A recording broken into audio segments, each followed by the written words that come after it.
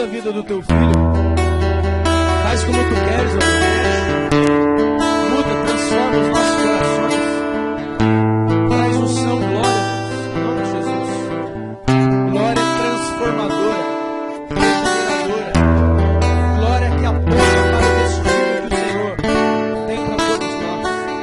Usa a vida do teu filho, em nome de Jesus. Dê um aplauso, Senhor.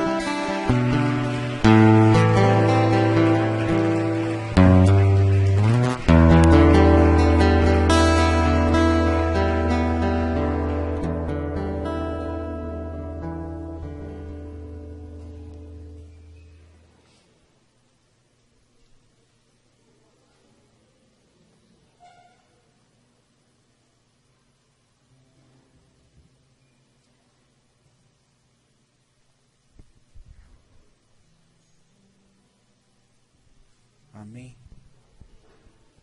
Glória a Deus. Aleluia. Nós te damos toda a honra, Senhor.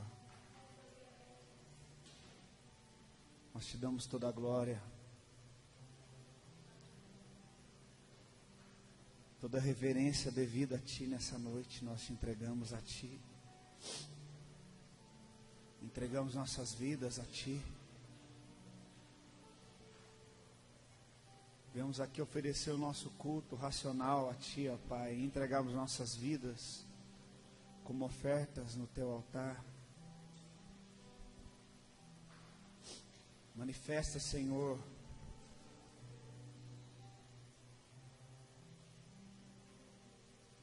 traz a Tua nuvem de glória sobre nós, ó Pai. Eterno Pai,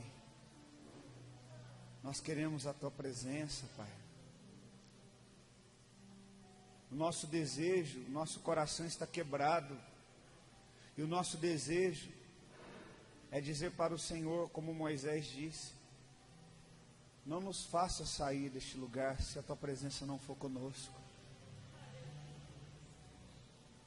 Não nos envie o anjo, não nos envie nenhum sinal que não seja a própria presença do Senhor. E o Senhor respondeu para o Teu servo Moisés: a minha presença irá contigo. No texto original a Tua palavra diz: as minhas faces irão contigo. Mostra o Teu rosto, mostra as Tuas faces para nós, Senhor. Mostra a Tua identidade para nós, porque a Tua identidade é revelada para aqueles que são íntimos. Como fala no Salmo, a qual o Senhor fará conhecer os segredos da sua aliança. Que nós estejamos num tempo de aliança, que nós não viemos pedir vinho novo, porque nós não queremos nos embriagar, nós queremos um tempo de sobriedade. Nós queremos viver um tempo de sobriedade, Senhor, na Tua palavra. Nós não queremos mais nos embebedar do vinho novo, como nosso amado irmão falou agora há pouco, e saímos daqui do mesmo jeito. Mas nós queremos um tempo de sobriedade, Senhor. Que a Tua palavra venha a nós. Que a Tua santa palavra venha ao nosso espírito, à nossa mente, ao nosso coração agora, nos trazendo sobriedade, entendimento, para que nós sejamos transformados, para que nós sejamos totalmente do Senhor.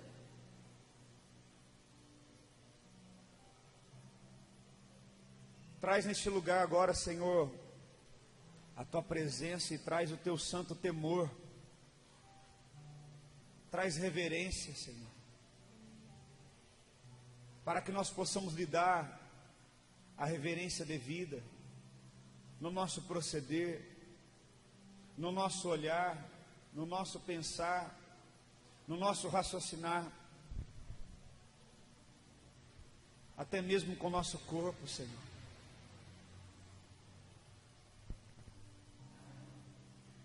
Que nós tenhamos agora o santo temor do Senhor. Que nós não fiquemos agitados por causa do calor, viemos nos levantar várias vezes para beber água, para ir ao banheiro. Mas que nós possamos nos render a Ti, Senhor, em santidade, em temor. Nós oramos para que o Senhor traga de volta o temor aos nossos corações.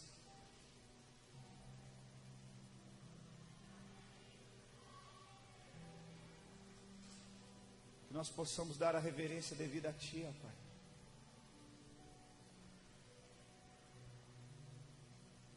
Tu és poderoso, um Deus de boas obras. E as Tuas misericórdias não têm fim.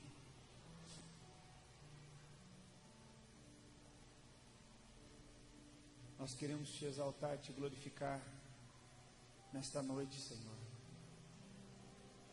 Queremos elevar o Teu santo nome neste lugar. E Te pedimos, Senhor, envia a Tua glória sobre nós.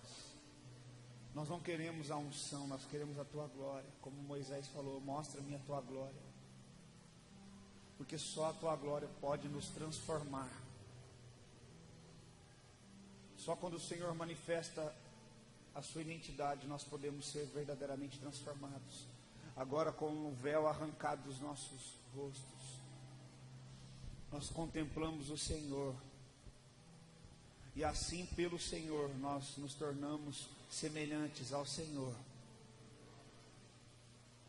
Não nos faça como o povo de Israel que disse: não fale Deus a nós, mas fale Deus a Moisés. Que nós não possamos vir poupar a nossa vida, poupar-nos. Porque certamente aquele que vê o Senhor morrerá.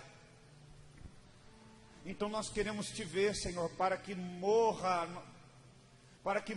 dentro de nós aquilo ainda que impede de nos tornarmos totalmente do Senhor. Nós queremos que o Senhor se manifeste e se revele a nós, para que venha morrer em nós o nosso egoísmo, o nosso orgulho, o nosso direito, a nossa razão. Nós não queremos viver embriagados do vinho novo e beber uma dose a cada domingo, mas nós queremos que o Senhor verdadeiramente se manifeste a nós, para que nós possamos verdadeiramente morrer, Senhor.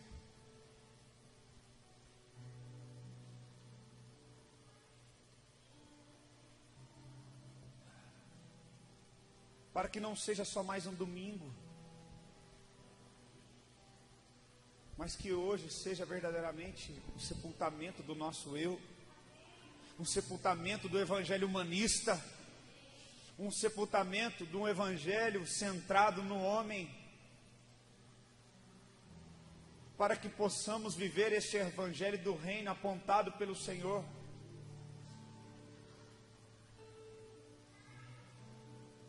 Sim.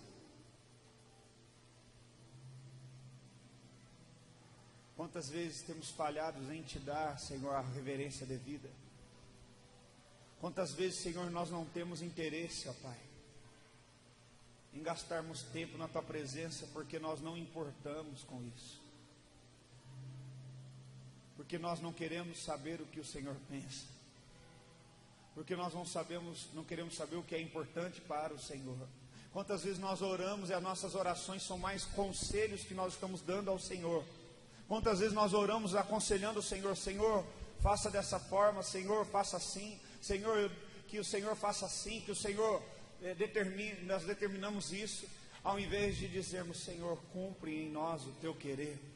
Ao invés de dizermos como Maria diz: cumpre em mim o Teu querer. Maria não se importou com as palavras de acusação.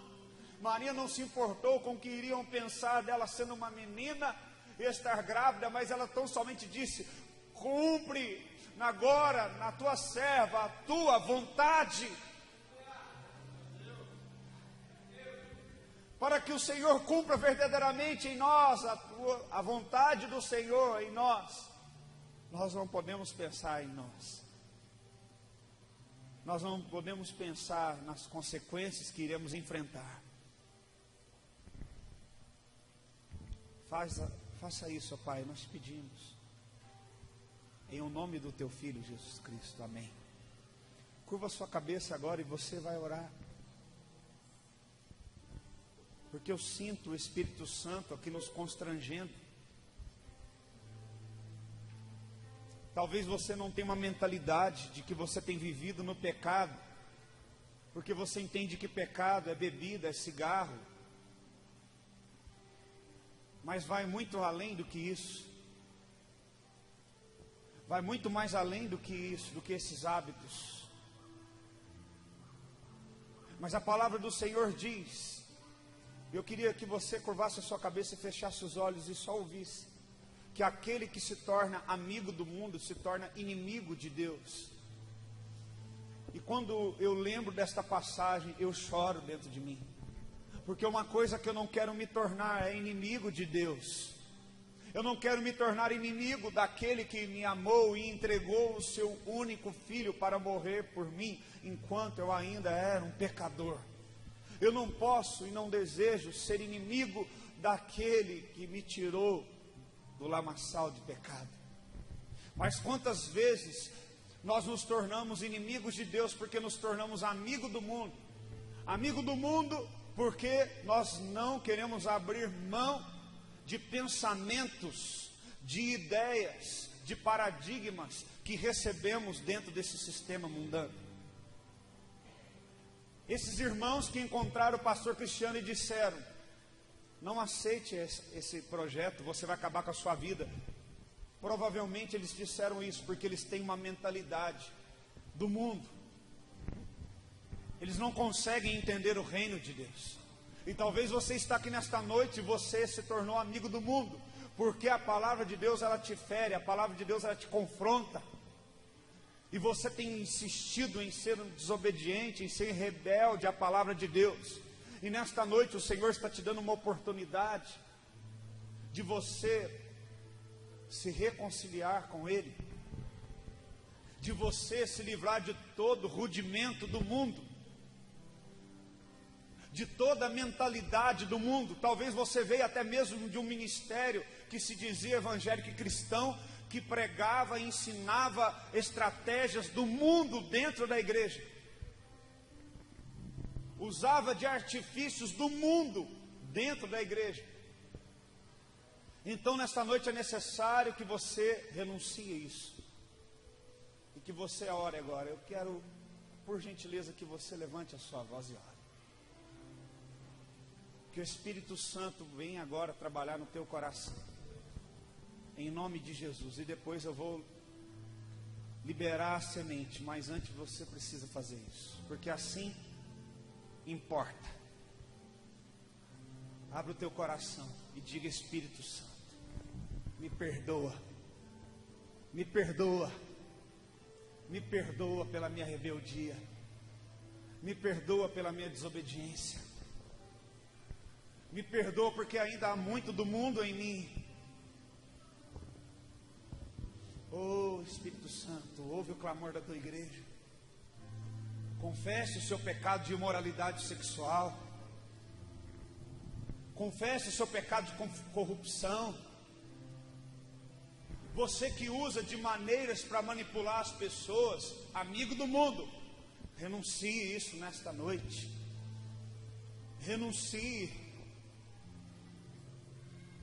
Se livre de toda bagagem, de todo peso que está de uma forma tenaz, sagaz, assediando você a ficar com os pés presos nesse chão dessa terra. E agora entra no santuário invisível de Deus e confesse agora o teu pecado, porque o Senhor me enviou nesta noite como um homem de Deus, como boca de Deus, para dizer: arrepende-se, arrepende-se, porque é chegado o reino de Deus.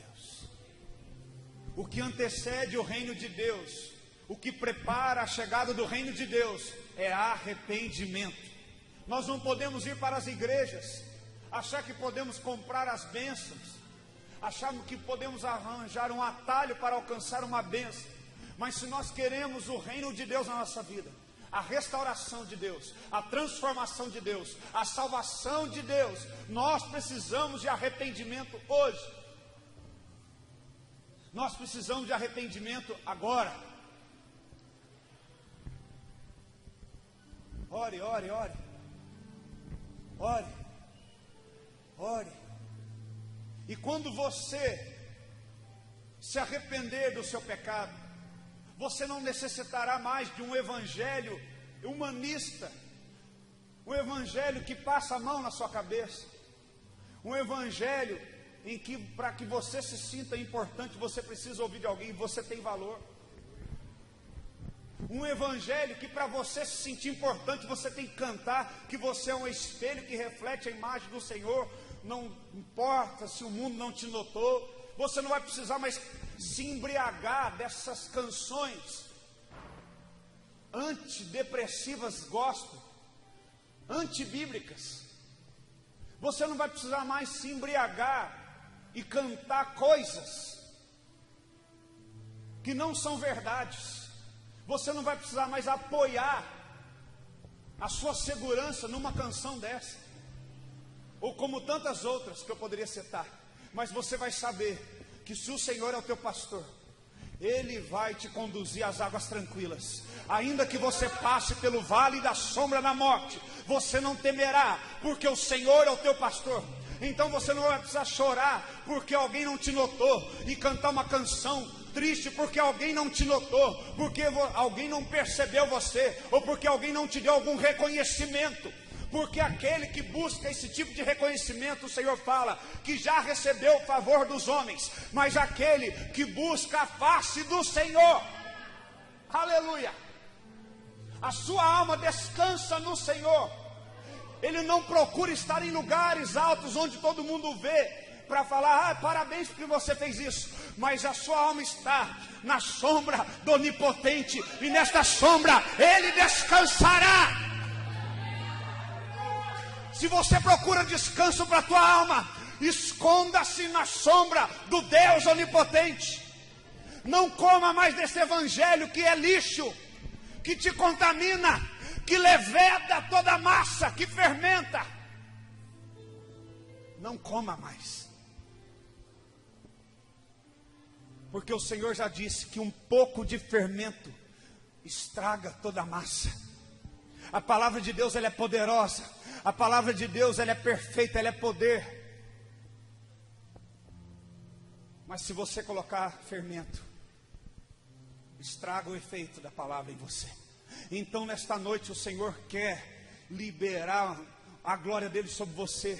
E nem que você derrame em lágrimas, e nem que você derrame em gotas de suor, que você venha expurgar toda a toxina, que você venha expurgar todo o fermento que adentrou no seu organismo, que adentrou no teu espírito, e que você seja um defensor da palavra, que você olhe e diga, não, isso não é de Deus, isso eu não vou pôr na minha casa, embora está falando que Deus está nisso, porque a palavra de Deus diz que naqueles dias haverão falsos mestres, falsos profetas, muitos dirão, ele está lá, ele está aqui, haverão falsos cristos. Então nós não podemos aceitar tudo que vem em nome de Cristo, mas nós temos que olhar e dizer, não, isso não é do Senhor. Eu estou ferido, eu estou magoado, e o Evangelho diz que se alguém está ferido, está magoado, ore por aquele que te feriu, te perseguiu. O Evangelho não diz que eu tenho que virar e cantar, que o dia que eu for abençoado, eu vou olhar para aquele que olhou para mim, passar pela prova e não me ajudou, e quando ele me vê na bênção, ele vai ter que se arrepender e ver o que Deus está fazendo na minha vida. Não, o Evangelho não diz isso. Isso é fermento. São músicas escritas para vender e ganhar dinheiro. São músicas escritas para servir a um Deus que se chama Mamon. Mas se nós queremos louvar e engrandecer ao único Deus verdadeiro, então dos nossos lábios sairá um perfeito louvor. E nós não iremos necessitar de esperar o próximo CD para adorar a Deus. Nós poderemos fazer como aqueles que estão no céu dizem: Santo, Santo, Santo, santo, santo, santo, de dia santo, de noite santo, santo, santo é o Senhor nosso Deus. Santo.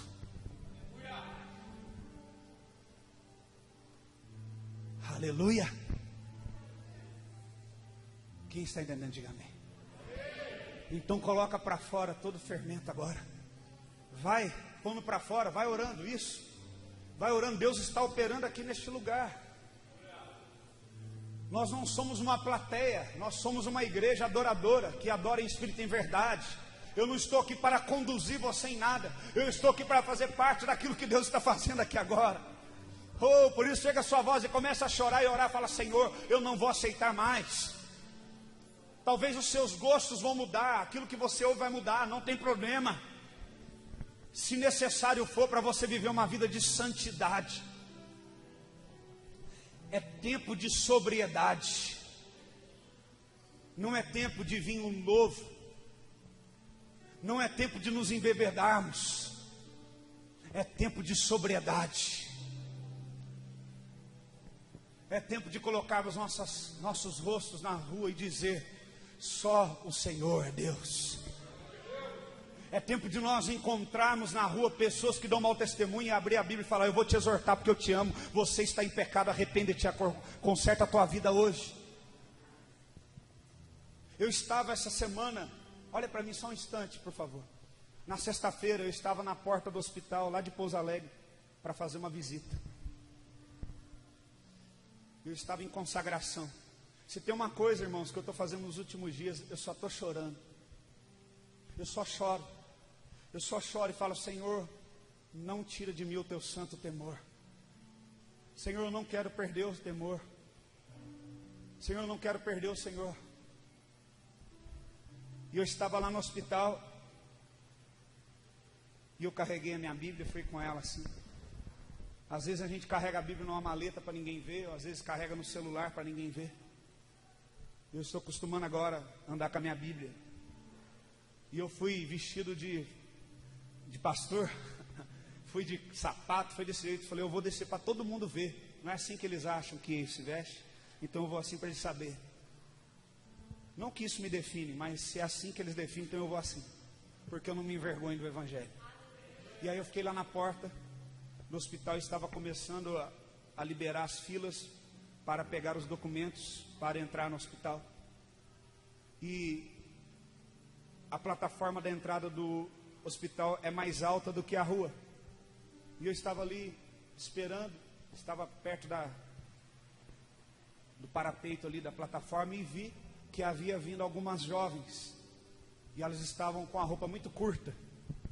Então eu fiz aquilo que a palavra manda. Eu peguei e me virei e dei as costas. Porque eu não quero perder a presença do meu Deus. Então eu desviei os meus olhos e fiquei de costas. Só que aqui havia dois homens, um mais velho e um mais novo. E eles começaram a falar em voz alta várias palavras obscenas. Várias palavras baixas. Mesmo de costas eu ouvi. E eles se empolgaram tanto que eles vieram e falaram: ei, me chamaram. Você não vai olhar? Olha lá. E na hora que eu me virei com a Bíblia, eles olharam em mim e ficaram sem jeito. E deram uma risadinha. Pai do Senhor, irmão. Eu continuei assim.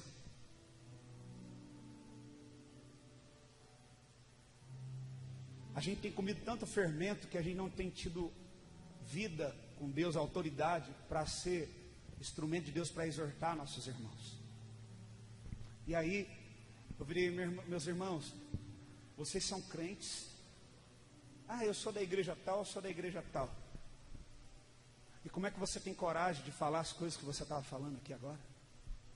Existem várias pessoas entrando aqui agora e ouvindo. Como que vocês podem ser capazes de dar um mau testemunho desse? O mais velho, que é o pior. O mais velho que é o pior. Lá em Provérbios fala um texto, né? Que é melhor ser um pobre sábio do que um velho rei rico que não aceita mais disciplina e exortação. E ele olhou para mim e falou: não, mas Deus sabe que a nossa carne é fraca. E que eu só estava olhando só, não estava arrancando pedaço. Eu falei: se a palavra de Deus diz, já abri. Falei: agora eu vou pregar para eles aqui. Que os nossos olhos são a lâmpada do nosso corpo.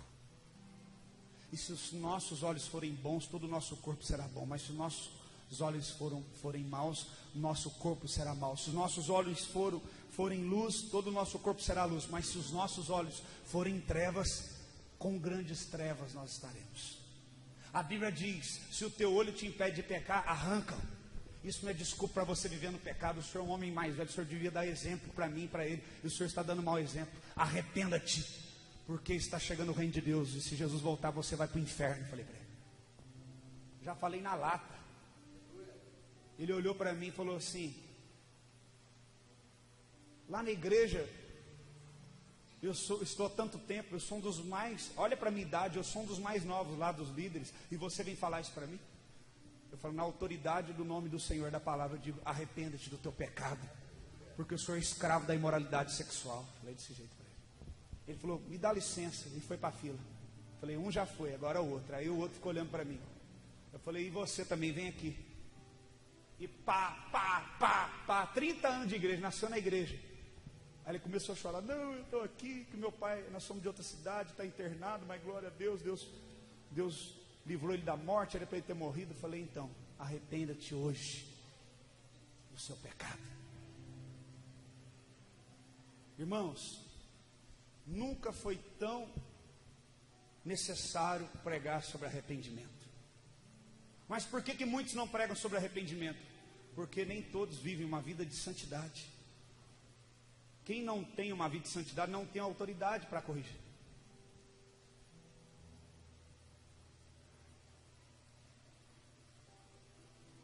Então as pessoas vêm para a igreja e continuam as mesmas, porque elas não aceitam a exortação.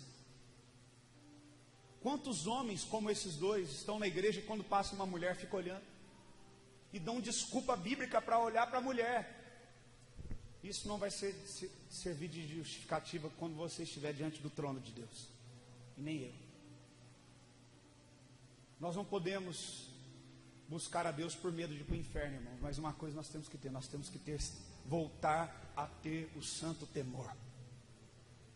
Nós temos que orar e chorar até que venha a ser expurgado de nós todo pecado, todo falso evangelho. Porque a palavra de Deus diz que nós ouviríamos falar de guerras, divisões entre pai, mãe, filho, terremotos. Mas o Senhor fala: mas quando este evangelho do reino for pregado, seria o fim, para que este evangelho sirva de testemunha para as nações. Então, enquanto eu tiver 1, 2 ou 3 que estão pregando este evangelho, Jesus fala como se estivesse apontando para o modelo do evangelho que Ele quer que seja pregado. Nós estamos anunciando a vinda dEle até que Ele venha. E uma coisa que o Senhor tem falado no meu espírito, que a igreja perdeu também o temor da expectativa da volta de Cristo. Se nós pegarmos a Bíblia, nós temos inúmeras profecias. Por exemplo, o próprio Moisés foi profetizado na época dele que viria um libertador. O povo já estava há mais de 400 anos no Egito. Mais de uma geração no Egito. Mas naquela época, naquele momento, havia sido profetizado que Deus iria levantar um libertador. E até o Egito acreditou nisso. Tanto é que o Egito mandou matar as crianças que nasceram naquela época, naquela geração. Então, quando passa todo aquele processo na vida de Moisés e ele volta e diz para o povo: Deus me enviou para conduzir vocês, para libertar vocês e levar para uma terra. O povo estava aguardando há muitos anos, passando de uma geração para outra, de que um dia a profecia iria se cumprir. Quem está entendendo? O povo vivia na expectativa de que a profecia se cumprisse. E quando aquela geração não vislumbrava isso, ela passava para a próxima: olha, guardem essa esperança, que essa profecia um dia vai vir um libertador e ele vai nos tirar daqui. Então, quando acontecia, o povo acreditava porque sabia. Por quê? Porque manteram vívida essa esperança. Então, quando Jesus chegou, muitos creram, porque há mais de 450 anos antes do nascimento dele, Isaías profetizou. Isaías disse, e ele falou que o castigo que nos traria paz estaria sobre ele, e pelas feridas dele nós seríamos sarados. Então, o povo vivia na expectativa sempre das profecias. Só que existe uma profecia hoje, para ainda ser cumprida, que não está somente liberada para o povo hebreu, mas para todos. Não se cumpriu, ela vai se cumprir. Em nome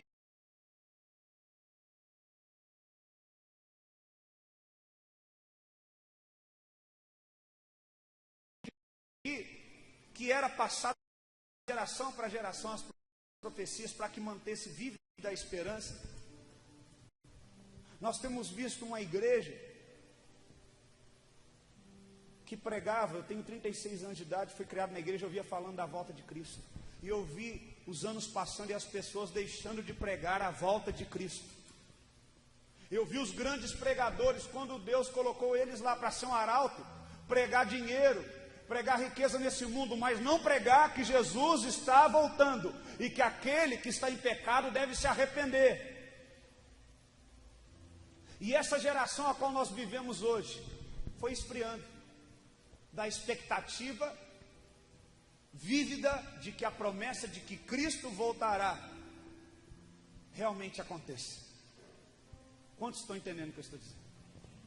Então nós ficamos o quê? Em busca de uma bênção momentânea, em busca de um pedaço de lata de um carro, em busca de um pedaço de tijolo, uma casa, em busca de bens materiais, planos materiais, objetivos materiais, reino material, porque nós perdemos a esperança.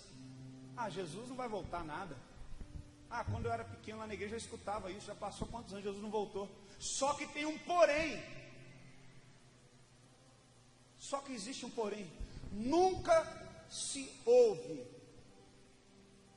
em nenhuma geração tantos cumprimentos de profecias bíblicas sobre o retorno de Cristo para buscar a sua igreja. E quando eu falo da volta de Cristo, nós temos que entender para não confundir. Eu não estou falando quando Cristo pisar nesta terra para julgar a terra. Eu estou falando quando Ele aparecer nas nuvens para buscar a sua igreja agora. É nesse ponto que eu quero falar hoje, através do Espírito. A Bíblia conta algumas coisas interessantes para que nós possamos entender um pouco. Eu quero que você seja rápido e abra a Bíblia comigo, porque eu tenho no máximo aqui 30 minutos. No livro de Gênesis, no capítulo 1, versículo 14. Gênesis 1, 14.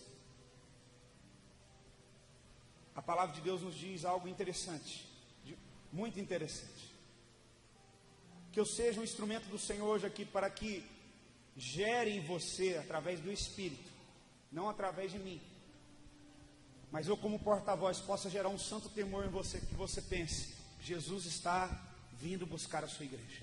Que você saia daqui com um friozinho na barriga, que você volta a ter essa expectativa e esperar nisso. Gênesis capítulo 1, verso 14 diz: Disse também Deus: haja luzeiros no firmamento dos céus, para fazerem separação entre o dia e a noite. Vamos ver quais são as finalidades, os propósitos para qual Deus criou os luzeiros: sol, estrelas, astros, lua. Primeiro, para fazer a separação entre o dia e a noite.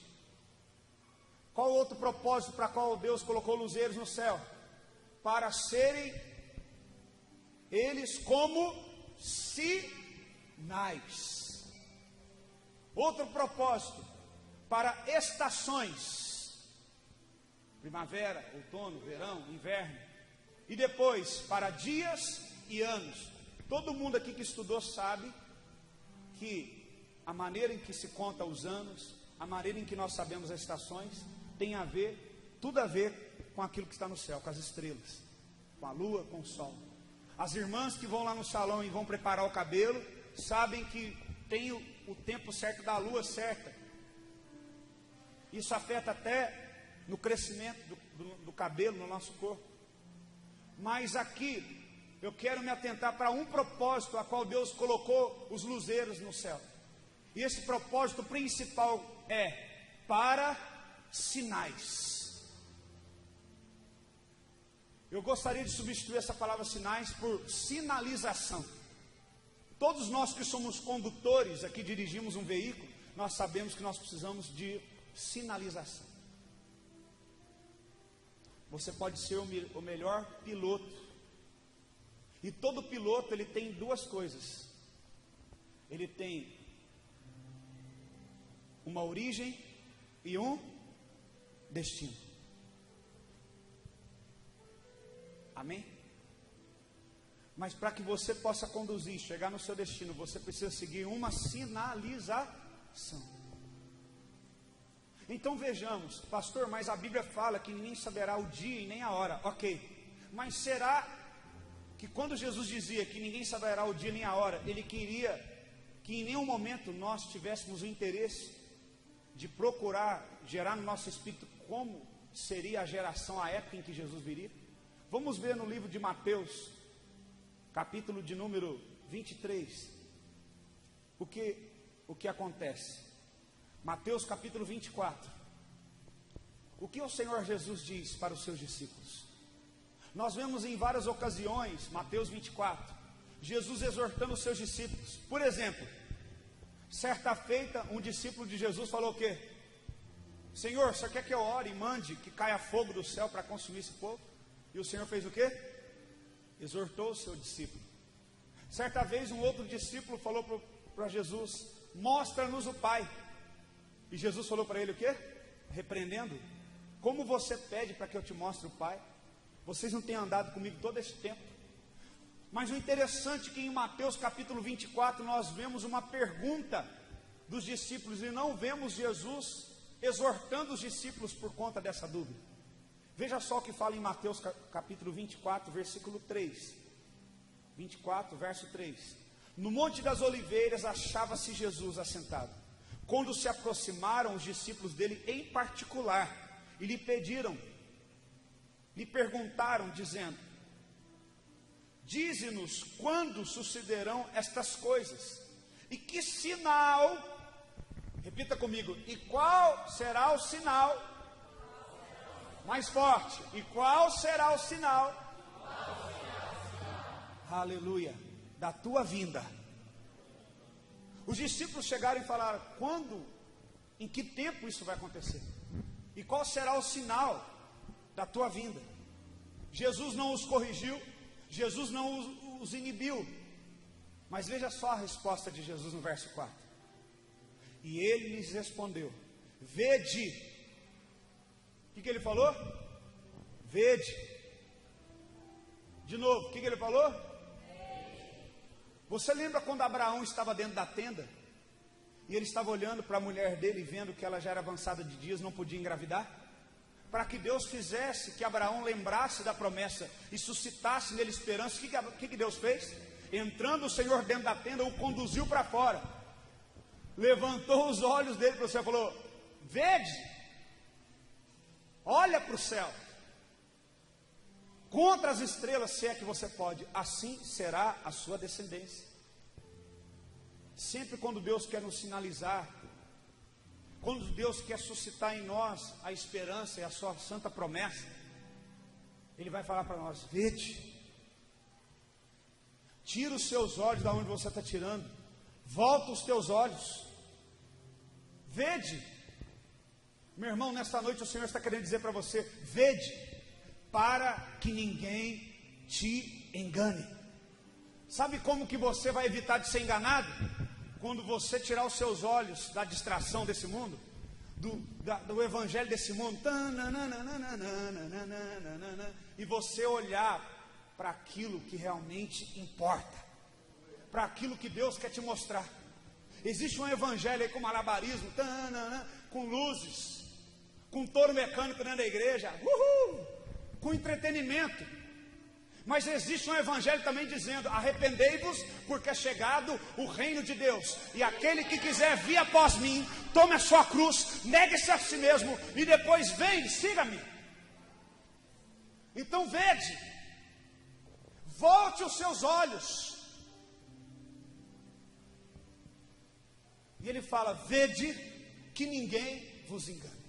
Jesus deixa muito claro que é importante estarmos alertas, atentos, para não sermos enganados, porque ninguém sabe nem o dia e nem a hora. Qual é o objetivo de não sabermos o dia e a hora? Para que nós possamos viver em constante arrependimento e santidade, para que a gente não tenta dar a volta em Deus, porque senão nós daríamos. Sim ou não? Sim ou não? Vamos ser sinceros, seja honesto. Então ele quer gerar em você esse santo temor. Quando será que é? Nossa, está cumprindo as profecias. Olha só o que está acontecendo. E aí ele continua dizendo: porque virão muitos em meu nome, dizendo: eu sou o Cristo. Ele não está falando aqui, irmão, daquele louco que deve tomar remédio, daquele Henrique Cristo que fica lá, ó pai. Ele não está falando daquele cara, não. Sabe de quem ele está falando aqui? Daqueles que dizem que são representantes de Cristo, daqueles que dizem que são pregadores do Evangelho e não são. Virão muitos em meu nome dizendo: ó, Cristo está aqui, vem cá receber a tua bênção, vem cá receber o teu milagre.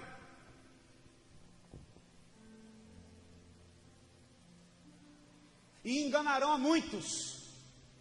Ah, mas Deus deve estar naquela igreja, porque aquela igreja lá está cheia de gente. Sim, cheia de gente enganada. Porque há muitos achando que Cristo está lá, e Cristo não está. Porque para o rei vir, você tem que falar do reino dele. Ele só se manifesta quando você fala do reino. O rei só vem quando o rei só vem quando se fala do reino.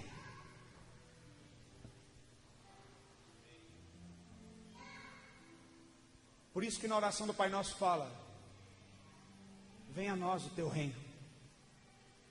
Porque quando o reino vier, o rei vai vir junto. E ele fala, verso 6: e certamente ouvirão falar de guerras, rumores de guerras. Vede, não os assusteis, porque é necessário que tudo isso aconteça, e ainda não será o fim, porquanto se levantarão nação contra nação, reino contra reino, e haverá fome e terremotos em vários lugares. Porém, tudo isso é o princípio das dores. Então sereis atribulados, matarão vocês, serão odiados de muitas nações por causa do meu nome. Muitos irão escandalizar, trair, odiar aos outros. Levantar-se-ão muitos falsos profetas que enganarão a muitos, e por se multiplicar a iniquidade, o amor de muitos se esfriará. Aquele, porém, que preservar até o fim será salvo. E será pregado este evangelho do reino para todo mundo, para testemunho de todas as nações. Então virá o fim. O fim só vai vir quando homens e mulheres tementes a Deus se oporem a este tipo de evangelho e pregar o evangelho do reino. Por quê? Este evangelho do reino será de testemunho das nações, ou para salvá-las, ou para julgá-las. Ninguém poderá dizer: não, mas eu era tal de tal igreja, em teu nome expulsei demônio, em teu nome eu fiz um tanto de coisa. Não, eu nunca te conheci.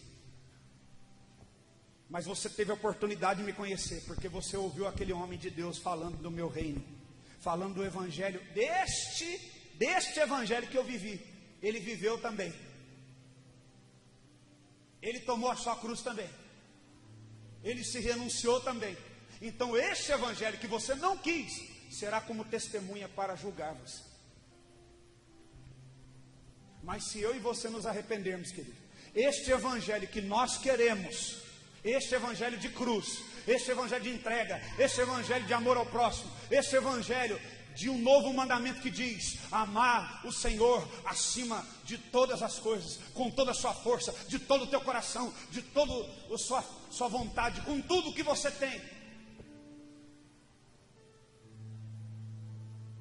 Se você aceitar este evangelho será de testemunha para dizer: vinde benditos do meu Pai. E a cada vez, como ele falou, eu achei uma coisa interessante: mais um culto, e mais um culto, e a gente prega de novo, e a gente fala de novo, e a gente olha aquelas pessoas que nós amamos, continuando vivendo no pecado do mesmo jeito, e a gente continua amando, e esperando que um dia vai mudar, e continua vivendo no pecado do mesmo jeito. A cada dia você está se enforcando mais ainda, porque você está numa igreja, num templo onde se fala o evangelho do reino, e não quer esse evangelho, e ele será como testemunha para condenar você naquele dia. E o próprio Espírito Santo, que convence o homem do pecado, será também testemunha a falar: olha, eu estava lá, eu estava à porta do coração, competia ele abrir o coração para mim, mas ele não quis se dobrar, se quebrantar-me. Eu sou testemunha que eu estava lá e ele não quis. E quando eu ouço isso, querido, eu choro, sabe por quê? São poucos que têm se tornado arauto de Deus para falar desta verdade. E esses poucos não têm valor nesse sistema evangelástico. Não tem valor. Quando o pastor fala para você: querido, eu te amo, mas abandona o teu pecado. Não tem valor. Não tem valor. Porque nós queremos o evangelho que nós podemos comprar. Nós queremos o evangelho, dízimos, é hora da oferta. Tan, tan, tan, tan. Nós queremos o evangelho do entretenimento. Sabe por quê? Porque estamos cheios de entretenimento. Sabe por quê que muitos dos seus filhos, quando chegam na igreja, não suportam ficar no culto? Porque na sua casa você nunca fez um culto. Então ele não vai suportar estar num ambiente a qual ele não está acostumado. Sabe por que o seu filho dentro da igreja, os dedos dele até coçam? Ele quer chutar a cadeira da frente. Sabe, você está sentado e tem um menino abençoado chutando a sua cadeira assim? E ele está hiperativo, sabe por quê? Porque você trabalha o dia todo e você acha que a recompensa, o tributo por você trabalhar tanto, na verdade você se sente tão culpado por ser tão ausente dentro da sua casa, por não ser um sacerdote, por não ser uma sacerdotisa, e você quer encher seu filho de tanto lixo, de entretenimento, é internet, é tablet, é videogame, é não sei o que, é tudo, que quando ele chega num ambiente que ele tem que só dar o coração dele, ele não precisa dar dinheiro, não precisa dar nada, ele não consegue fazer isso, porque ele tem que estar entretido com alguma coisa que não é verdadeira, mas que é artificial.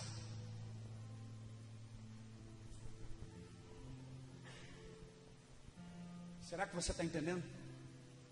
E então a gente canta: e seremos a geração que dança. Nós não sabemos o que nós estamos cantando. Não sabemos. Porque quantos de nós estamos aqui no culto e estamos aqui mandando mensagem no Facebook, estamos aqui mexendo no WhatsApp? Isso é irreverência, isso é pecado. Por que é pecado? Porque você está aqui de corpo presente, mas não está em espírito e em verdade. E se o pastor olhar para você e fazer assim, não, você sai da igreja e nunca mais volta. Quantas pessoas têm a coragem do telefone tocar, ela ficar ali, estou no culto aqui, daqui a pouco eu vou. E ela acha, tudo bem, legal, normal. Entra dentro do fórum e faz isso para você ver. Eles vão te colocar para fora na hora da audiência. Quem aqui é advogado? Tem algum advogado aqui? Nenhum advogado? Mas eu estou falando a verdade, pode acreditar. Por quê? Se tem que ter respeito diante de um juiz, que é um homem falho, quanto mais diante do nosso Deus Todo-Poderoso, Criador dos céus e da terra, o justo juiz. E nós achamos que legal, só porque eu vim na igreja de bermuda aqui, eu posso cortar o cabelo diferente, pastor não. Então nós somos antirreligiosos, bate aqui, meu pastor ele é diferente, tal. Isso não tem nada a ver, isso é bobagem. Não tem nada a ver. Se você usa bermuda, deixa de usar bermuda. Se eu uso terno, se eu não uso terno, se usa jeans, se não uso. Tanto é que eu comecei a fazer isso. Sabe por quê? Eu não gosto de terno, não gosto de gravata. Mas eu usava só jeans e camiseta. E eu pensava assim, não, eu estou revolucionando. Eu estou fazendo a diferença. E eu vi quanto eu estava sendo tolo. Porque eu estava criando um outro padrão e dizer, isso aqui é de Deus. Enquanto Deus, Ele quer isso aqui, meu. E você acha que porque você sai da igreja, Deus, você está aqui porque você usa bermuda, aqui você usa boné, aqui é diferente. Não, aqui é da hora, lá não tem religiosidade. Eu quero te dizer que, embora eu conheça o coração desses dois, não são religiosos, tem religiosidade aqui sim. Tem. Sabe por quê? Não por conta deles, por conta de pessoas que estão aqui e ainda não abandonaram o fermento da religiosidade. E talvez você que está de bermuda, está aí de boné, você é muito pior do que aquele crente que está com o cabelo quase tropeçando, ou daquele irmão que usa terno e gravata. Porque agora você virou a arma, mas virou para o outro lado agora, o carrinho. E você não entendeu que quem que tem que ir para a cruz aqui é você. Que antes de você olhar o cisco no olho do teu irmão, é para você arrancar a trave do teu olho. Não ser uma metamorfose ambulante, mas ser um homem, uma mulher lavado e remido pelo sangue do Cordeiro, transformado, que tem nojo do pecado. Seja de bermuda, de terno e gravata, dizer, eu rejeito o pecado.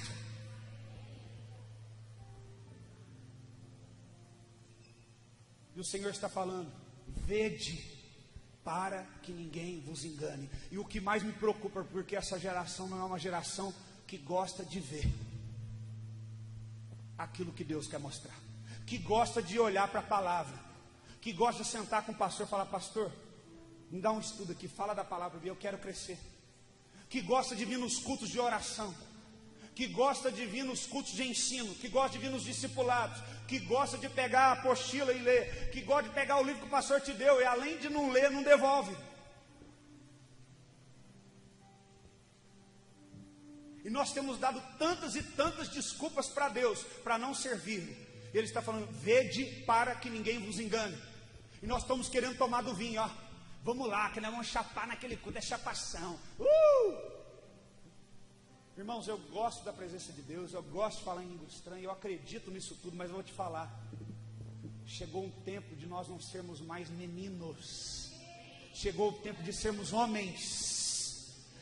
Quando eu era menino, as pessoas pegavam eu pela calça e me levavam onde eu queria. Vem cá. Ai, que legal. Ai. Mas agora, irmãos, que eu sou homem, eu mesmo me cinjo e eu decido para onde eu quero olhar. E eu quero olhar para o autor e consumador da minha fé.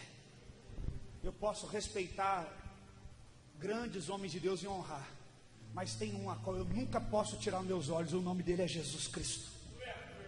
Ele é meu alvo. Ele é aquele que eu quero ter todos os dias para mim. E se você está aqui, querido, e você não acredita nisso, você está no lugar errado. Você está perdendo seu tempo. Você podia estar na sua casa assistindo televisão. Mas se você acredita que você é um verdadeiro salvo, dê uma resposta à altura disso. Porque a palavra de Deus diz lá em Romanos que nós não devemos abusar da graça e vivermos no pecado. Deus está nos dando sinais. Deus está nos apontando que a cada dia se mostram cada vez. Os sinais da sua vinda já se mostram cada vez. Vencendo, vem Jesus. Sabe o que eu acho? Que nós devíamos voltar para as harpas. Nós devíamos voltar para a oração de joelhos. E não chegar na igreja e ficar... E aí, você viu o jogo? Rapaz. Agora vai começar o culto, liga a chave. Vai começar o culto agora, o pastor vai começar lá. Sabe o que isso prova? Que muitas vezes o teu coração não veio pronto para adorar a Deus. Você veio para um clube, veio ver os seus amigos, veio falar do futebol, veio falar das coisas. Aqui não é ambiente para isso. Existem momentos em que a igreja tem isso. Mas o culto não é um ambiente para isso. O culto já fala que é um lugar de cultuar, de dar adoração e louvor para aquele que é devido e tem todo o direito de receber. O culto não é para você. Não é para você chegar no final do culto e virar para aquele irmão que você convidou. Você gostou do culto? Você gostou da igreja? Não, comece errado, não estrague ele. O culto não é para ele. O culto não é para o perdido. O culto não é para você, o culto não é para mim, o culto é para Deus. E quando o centro é Deus, o perdido é salvo, o caído é restaurado, o enfermo é curado, o endemoniado é liberto.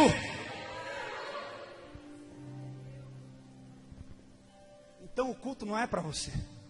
Não é para você saber se gostou ou deixou de gostar.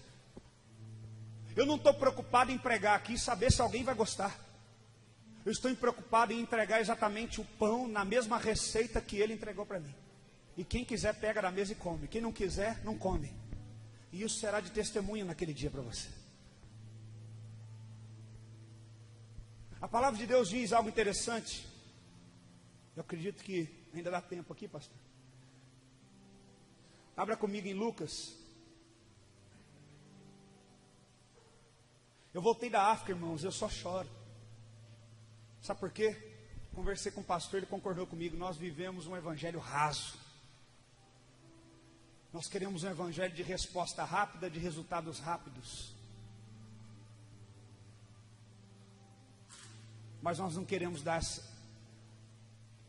nos entregarmos no mesmo nível, ter o mesmo nível de entrega para o mesmo nível de resultado que nós queremos.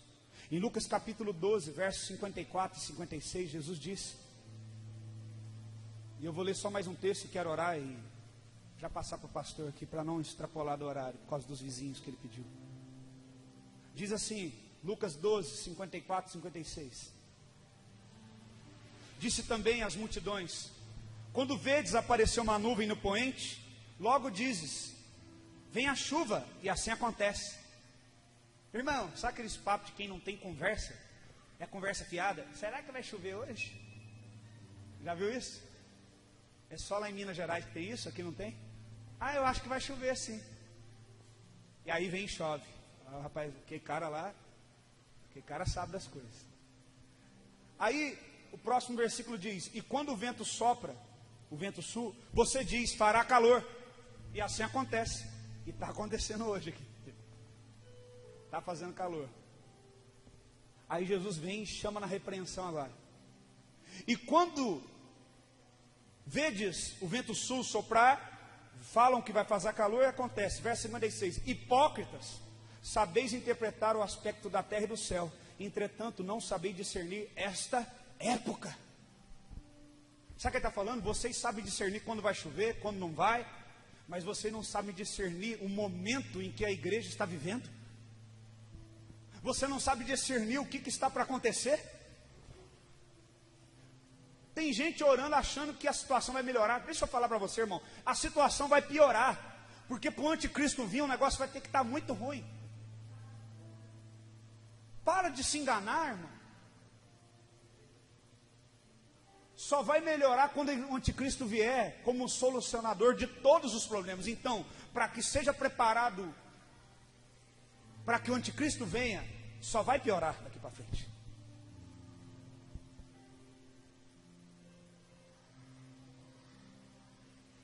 Então, o que nós podemos fazer?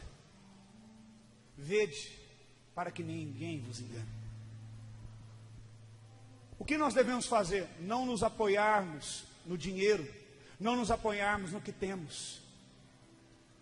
Porque quando isso não nos restar mais, ainda pode nos restar a fé, ainda pode nos restar a esperança. Um certo homem olhou e falou, olha, a minha colheita foi maior do que o ano passado, vou aumentar o meu celeiro, e vou estocar, e vou ficar vou descansar a minha alma. Louco, porque esta noite pedirão a tua alma. A igreja precisa voltar a ter temor. Eu tenho pregado várias séries de mensagens lá, e tem pessoas que terminam o culto chorando, tem pessoas que não conseguem conversar mais uma com as outras, termina o culto, elas vão embora, e elas mandam mensagem para mim, pastor, eu não posso ficar, eu não posso perder Jesus, eu não posso, eu preciso me santificar mais, eu preciso orar mais. Eu falo, louvado seja Deus. E tem gente saindo da igreja, eu falo, glória a Deus, sacode a figueira mesmo, Senhor, arranca, porque aquele que dá fruto, o Senhor limpa para dar mais, mas aquele que não dá, o Senhor arranca mesmo. Não estamos preocupados em encher a igreja, como o pastor falou. A nossa preocupação é que você saia daqui e entenda que só há um caminho, só há uma maneira, querido: santidade, santidade, santificação, sem a qual ninguém verá a Deus.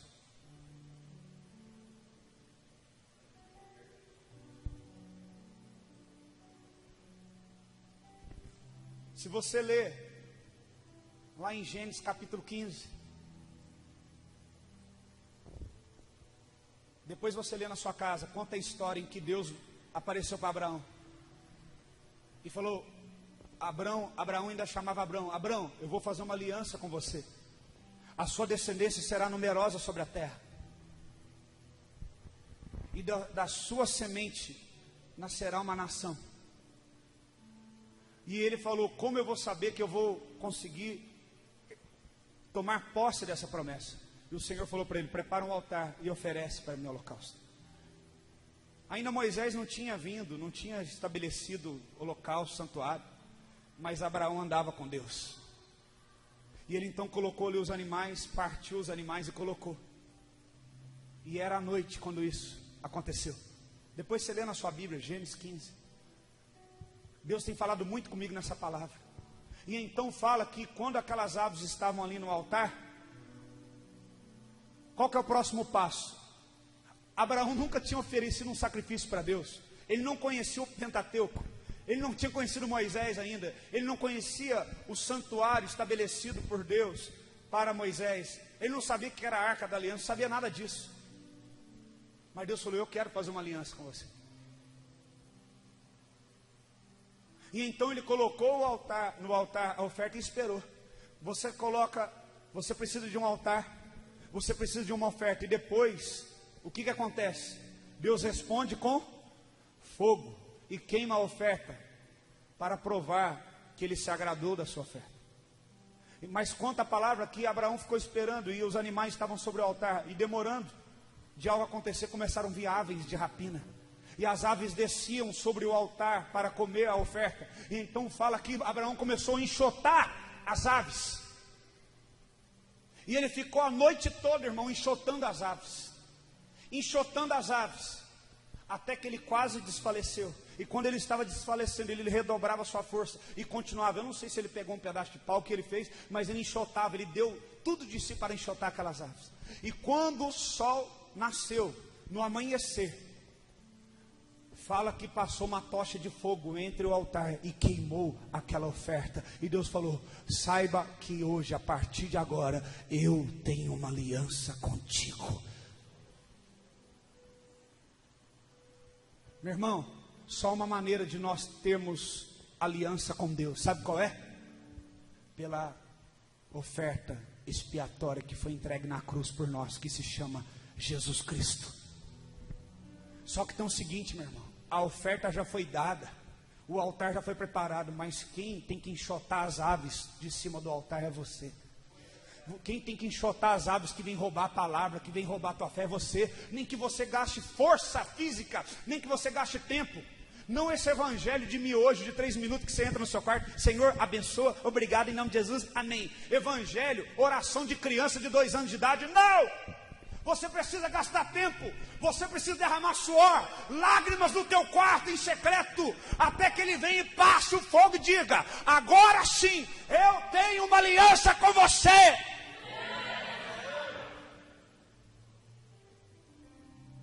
Deus precisa testar você e saber se você realmente quer isso. Ah, meu irmão, meu coração está queimando aqui. Se realmente você deseja essa aliança com Ele, não é assim: Senhor Jesus, perdão meus pecados, escreve meu nome no livro da vida, escreve meu nome no livro da vida, em nome de Jesus, amém, pronto, você está no céu, está salvo. Não é isso, é mentira.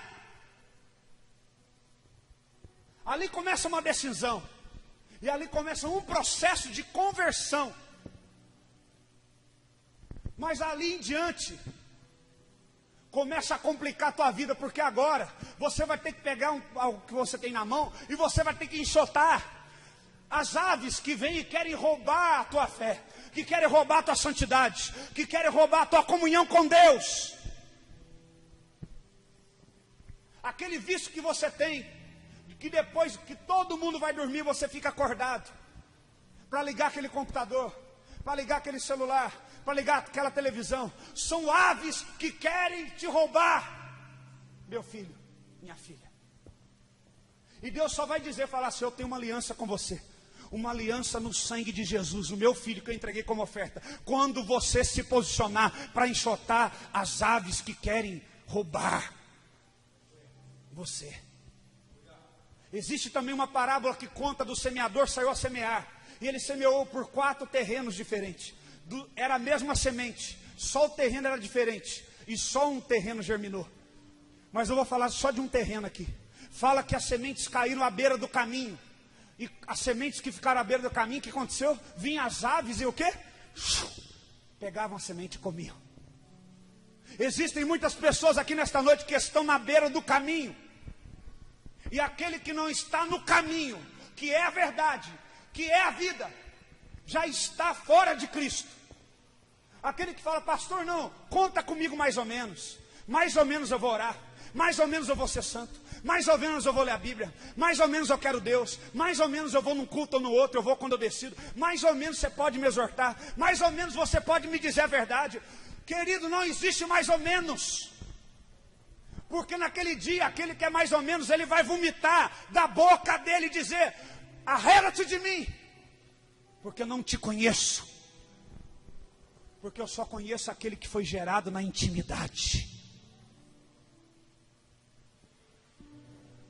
Às vezes, conversas que nós temos, você não sabe, mas uma conversa vira uma pregação. E hoje você teve uma conversa comigo que vai virar uma pregação. Que uma intimidade, ela tem que gerar filhos. Ela tem que dar frutos. Uma intimidade que não gera frutos e só gera prazer é prostituição. E talvez você aponte o dedo para as prostitutas que estão lá. Sai do culto, olha, aquela prostituta na esquina, aquela mulher ali que já largou do marido tantas vezes. Mas você é um prostituto. Você é um prostituto. Como Jesus falou, você está apontando o dedo para a prostituta. Você está apontando o dedo para ela. Sabe o que é prostituição? É tudo aquilo que é feito por prazer. Aquilo que deveria ser feito com aliança é feito por prazer, por troca.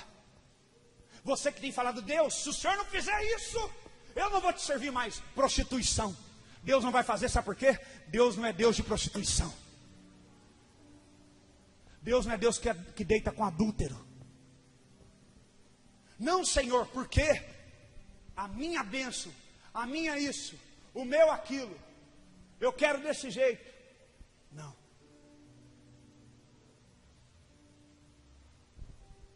Não. O nosso Deus não é um Deus prostituto. Ele não troca a aliança por um momento de prazer. Muitos têm trocado a aliança com Deus por momentos, segundos de prazer.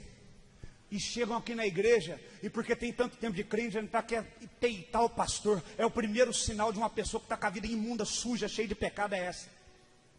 Aquele que conhece a Bíblia demais e quer peitar todo mundo.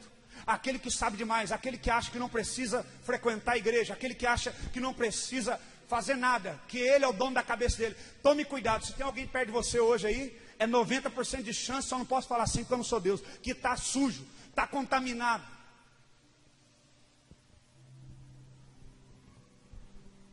Temos trocado a aliança por momentos de prazer.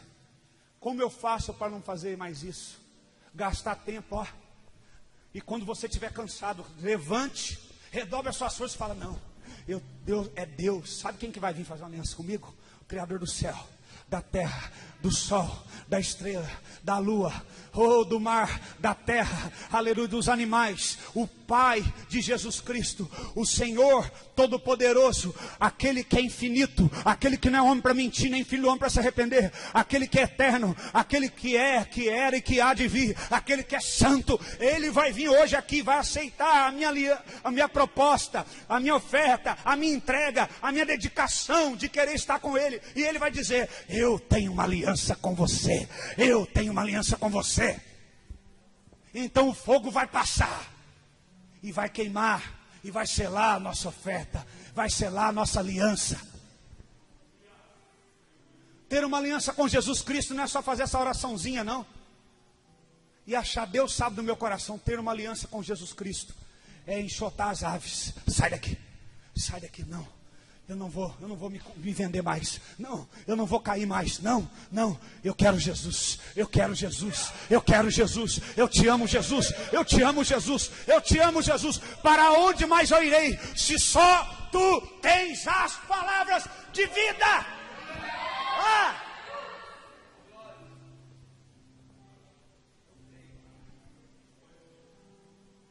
Então nessa noite você precisa espantar aves de rapina que estão pousando sobre a tua cabeça, que estão te enganando.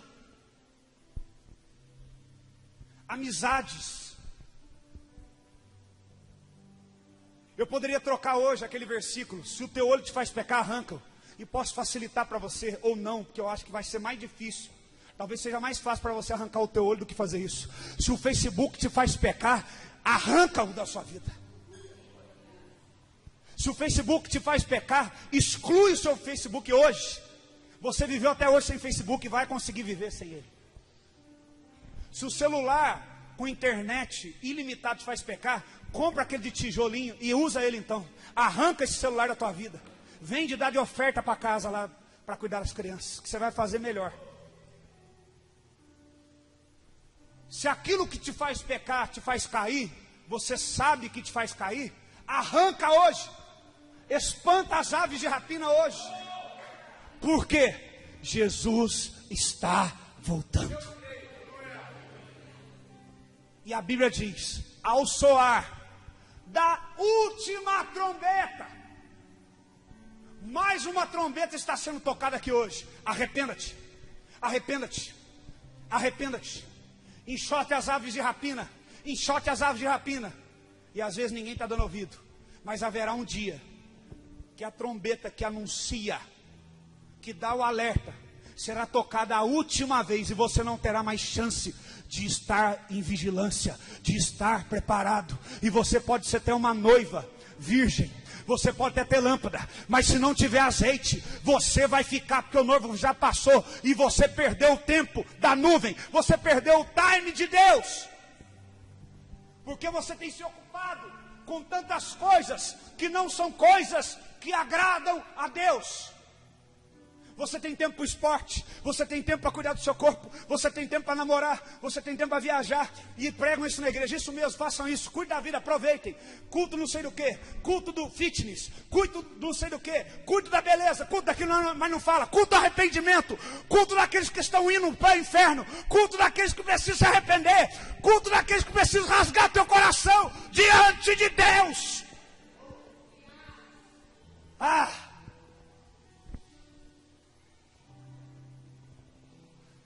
Será que você está entendendo o que está acontecendo aqui hoje? Eu não consigo falar de outra coisa mais. Então já passou de 9h40 que você tinha me pedido, mas nós vamos orar. Curva a sua cabeça.